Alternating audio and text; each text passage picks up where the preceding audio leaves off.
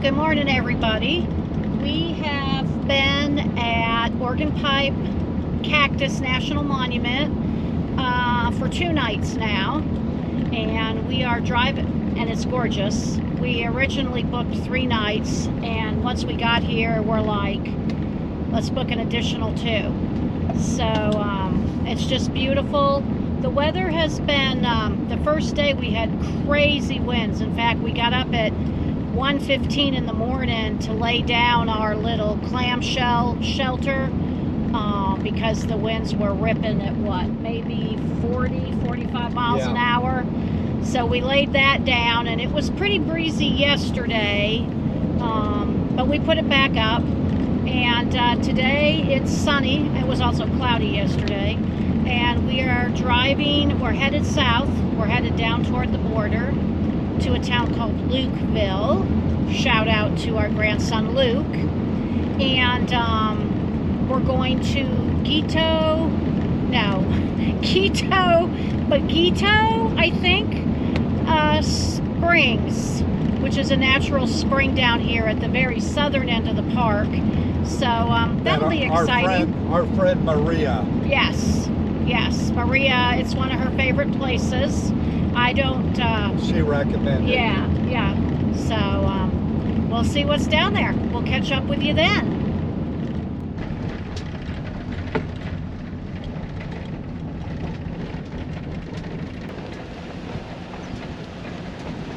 There, my friends, is the wall.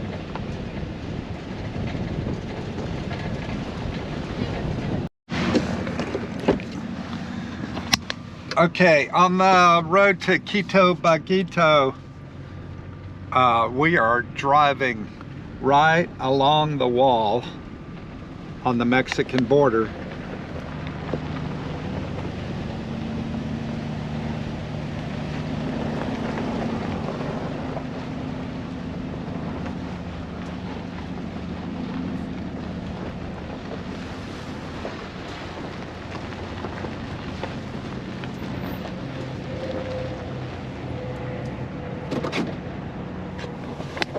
How's that for close? Yeah, it's pretty close.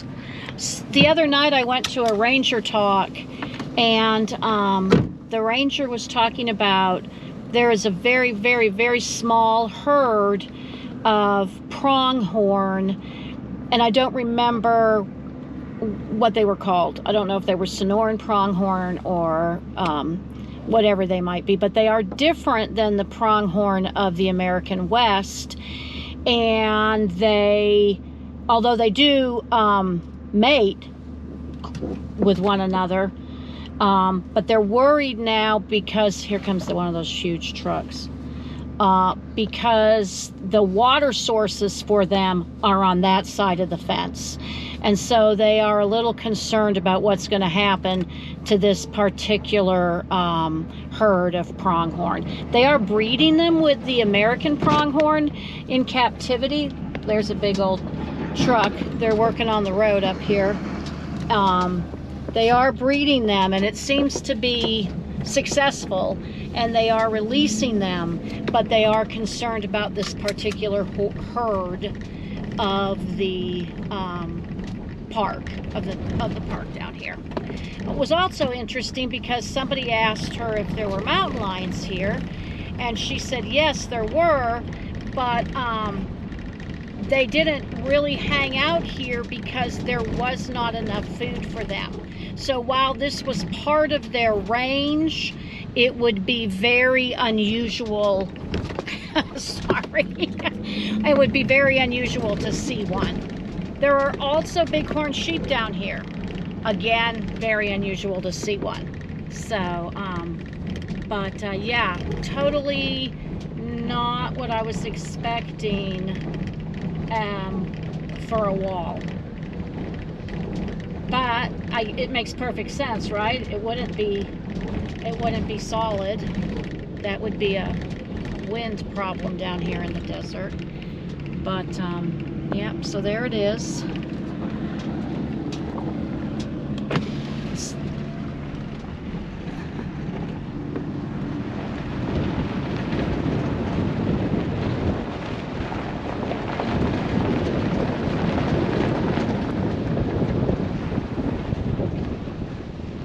Okay, we're at Quitobaquito, and there's the wall, and here's the trail. And a busy Mexican highway over there.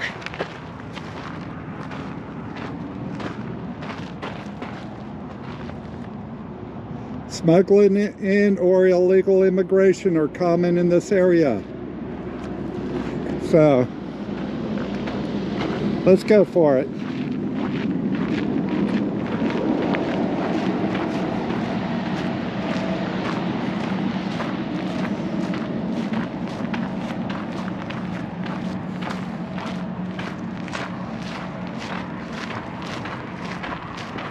What makes Organ Pipe Cactus unique, Organ Pipe Cactus National Monument, is that this is the farthest north that Organ Pipe cactuses grow because of climate. They grow plenty, you know, on the other side of that wall in the Sonoran Desert of Mexico, but this park pretty much encompasses the area that the Organ Pipe cactus grows in the wild. What makes it even more unique is this is the only place in the States where the Organ Pipe cactus and the Sanita cactus grow together in this area. So we'll find some of those and show to you. Yeah, we're on the hunt for the Sanita. Now, isn't this a UNESCO site, this park? Is it UNESCO? I think maybe yes. And does it not encompass both sides? That I don't know. Okay. That I don't know, to be honest with you. We'd have to look that up. Show ya. Oh, look, there's the little purples blooming. Hadn't seen those before. Well, let's see what we got here.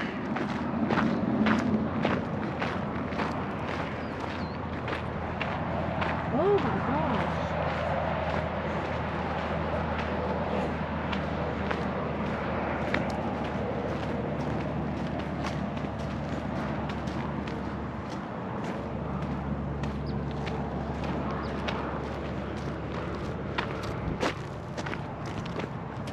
Oasis in the desert.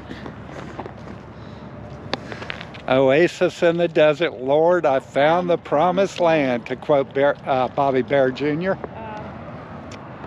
So this is Quitobaquito Springs, and it's a natural spring, and it is on one of the salt trails of the native peoples who would travel 300 miles round trip from the Bay of California, which is only like 85 miles down the road, up through these mountains to the different areas for salt. That was another concern of the park, that the border wall right here would be interfering with some of these archaeological artifacts.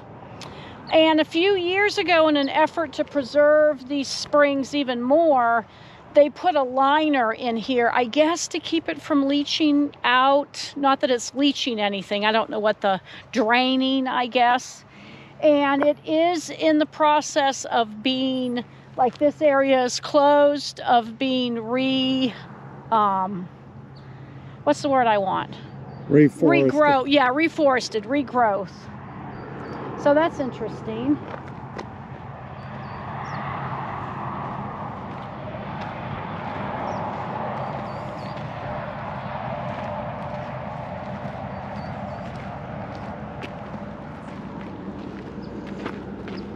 Oh, the mud turtles live in here. Do you think you just saw something? Mm-hmm. I thought so too. I saw the water. Yeah.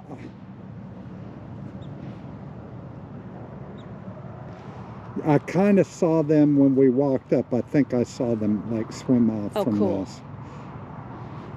And they're a specific type of mud turtle to this region. They're little.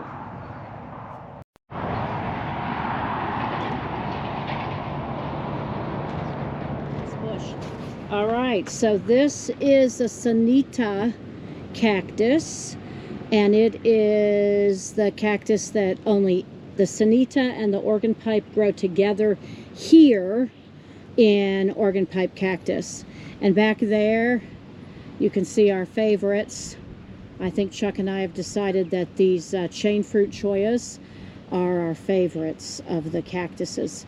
There are 28 different species of cactus in the Organ Pipe Cactus National Monument. So cool. And you can see it's a little different looking than the organ pipe. It's not round, kind of the way the organ pipe grows up. And there's a Palo Verde tree with its green trunk so that it can do photosynthesis and chlorophyll even if it never if it doesn't get enough water to leaf out and bloom out. Pretty cool. And a big stand of saguaro down here on the Sanita Basin Trail Drive.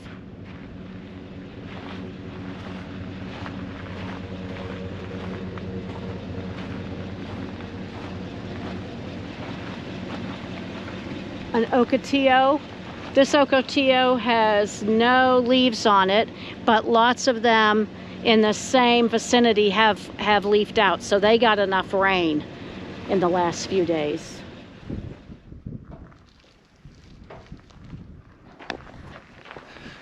This trailer out in the desert is interesting. It's got an elevated light on top and a reflective spinner, and then it's kind of a rescue wagon. If you need help, push the red button. Rescue personnel will arrive shortly in a couple of different languages. Just push the button, they'll bring you water. So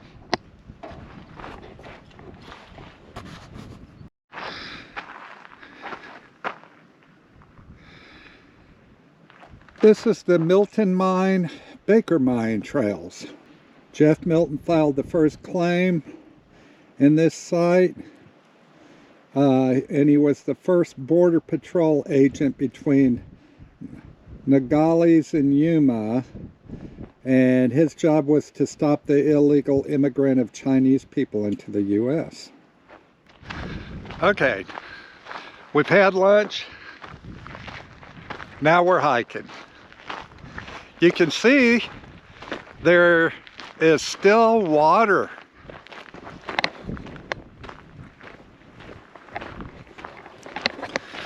We've had a couple of days of rain here in the Sonoran Desert while we've been here.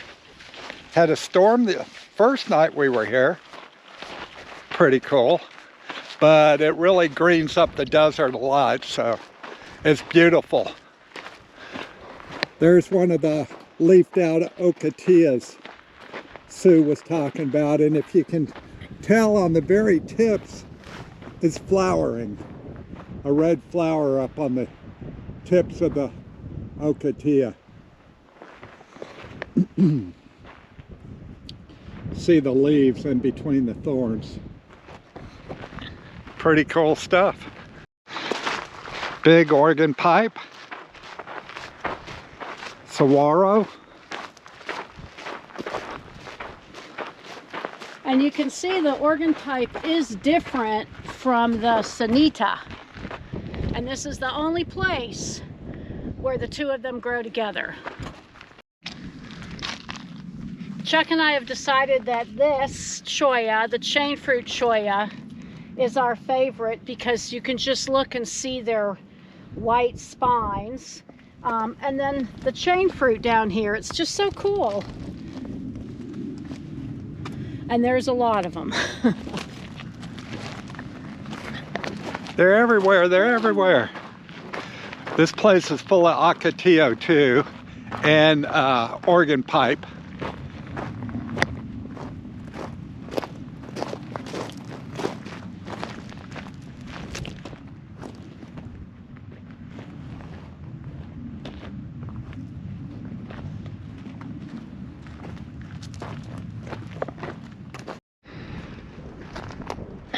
Here's an old mine entrance.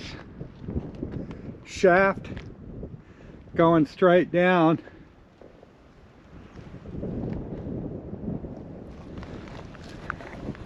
Can't see how deep it goes. Of course, they don't want you anywhere around these things. They're too dangerous.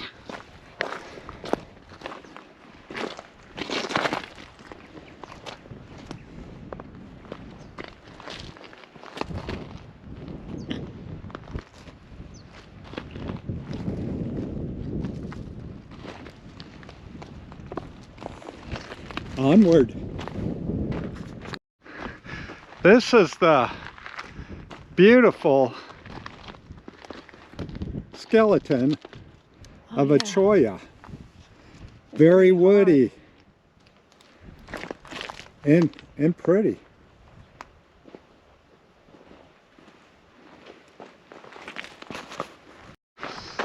Looks like we are approaching the Milton mine, Which was a copper mine. I see copper. Yeah. They said, the ranger, said that these mines were never overly wealthy. Profitable. Profitable, thank you. Yeah, so. Ooh, look at the copper.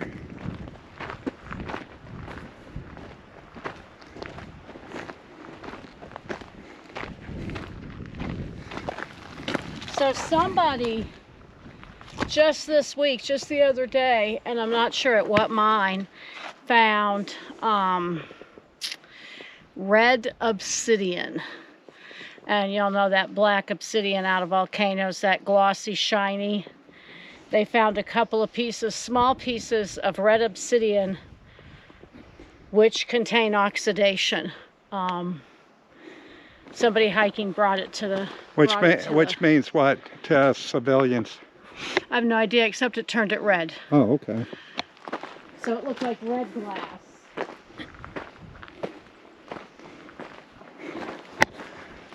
I don't know if this is just the tailings pile, I guess.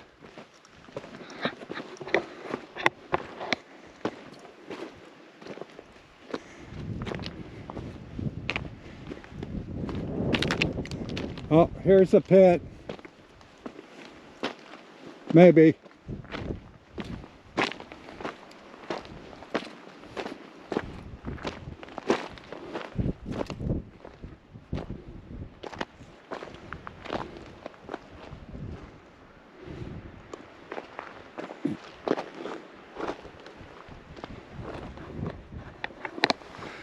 Must be the old mine down there.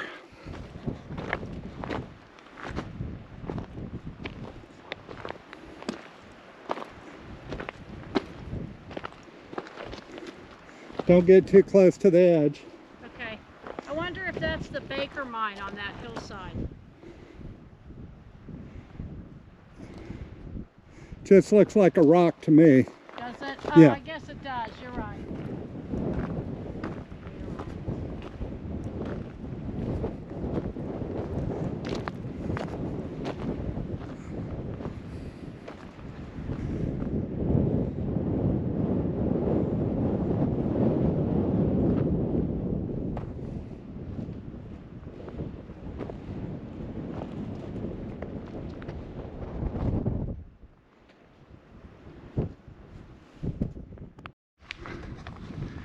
Here's an old artifact building of some sort.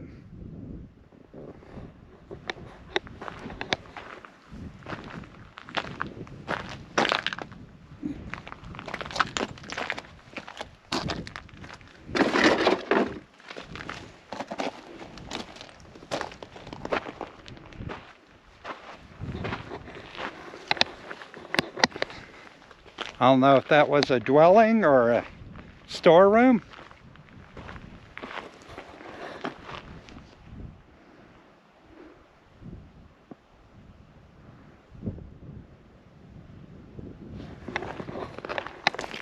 Quite small.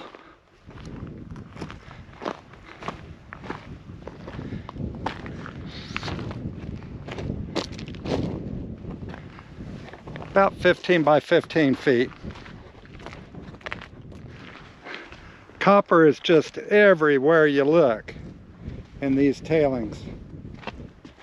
Green, green, green, green.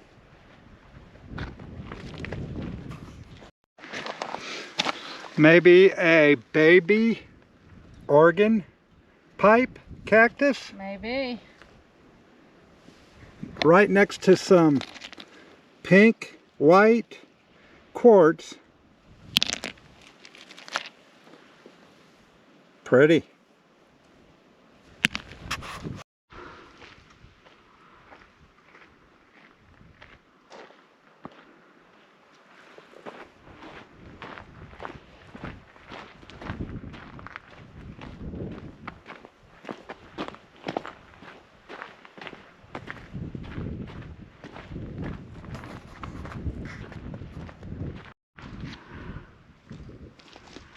That one's huge. It is huge. Look how fat the arms are. Wow.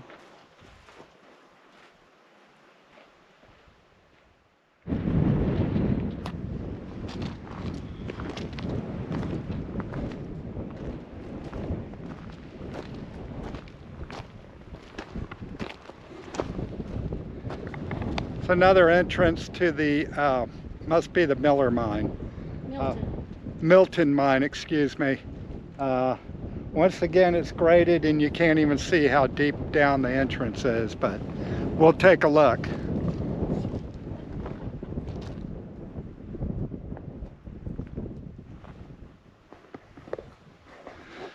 What a beautiful place. I can't imagine what it's like in the summer, but in the winter it is awesome. We've not seen any animals with the exception of a lizard. It wasn't even a Gila monster, but we'll keep a lookout. I'd like to see some critters while we were here. I did see, I'm pretty sure, a golden eagle earlier in the day, but it was far enough away that I couldn't quite verify it with the binocs, but pretty sure what I was looking at.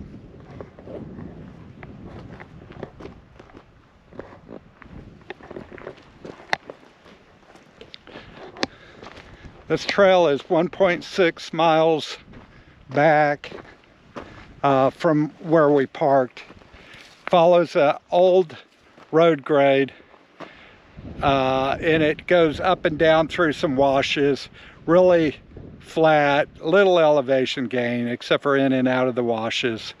Pretty easy hike, and then after getting to the initial turnoff on the mine, maybe we went a couple tenths more, so no more than 4 miles round trip, easily done. And we're the only ones out here. We haven't encountered anybody else, so it's been a great afternoon hike.